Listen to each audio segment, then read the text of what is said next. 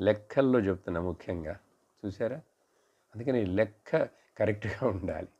లెక్కలు ఎందుకు ముఖ్యమంటే, ఇక్కడ కూడా వేదాంతంలో లెక్కలు కరెక్ట్‌గా లెక్కించాలి.